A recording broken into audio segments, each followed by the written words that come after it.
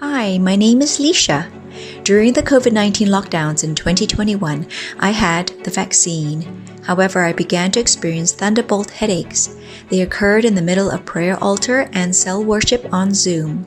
My family thought it might be a stroke due to the vaccine, so I went for an MRI scan, and in doing so, the doctors discovered instead a non-cancerous walnut-sized tumor in my brain. After praying about it with myself and family, I felt very much at peace considering how blessed I am to have discovered such a tumor before going blind.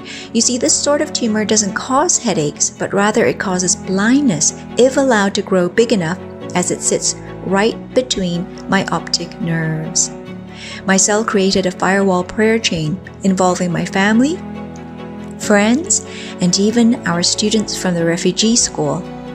They also surprised me with an online celebration as the lockdown prevented us from being able to meet in person as I turned 50. The first open skull operation to remove the tumor was a success, but then I was rushed in a second time to resolve a brain bleed. After that, a wave of rarer complications began. I started facing cerebral salt wasting syndrome and diabetes insipidus.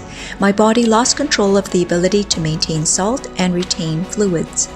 Every half an hour, I was losing liters of water, which I could not replenish in time, and I was at risk of seizures. I was told that the foreseeable future was bleak. An ambulance to take me to a hospital in Singapore was arranged, and an airlift to a hospital in the UK was also contemplated. It wasn't that the teams there felt that they could do any better, but with the lack of any other ideas, this was the decision that was made. Despite all that was happening, I felt a very deep and profound presence of God. I felt uplifted and had a strong desire to worship God and share the gospel.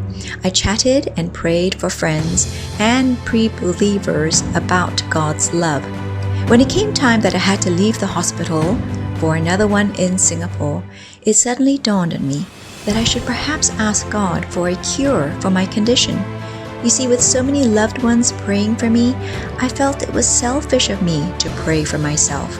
But when I asked God for a miracle, I was cured. Within days, I was sent home without any further need of medication.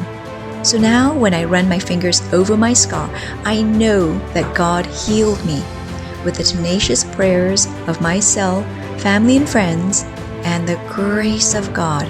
I made it.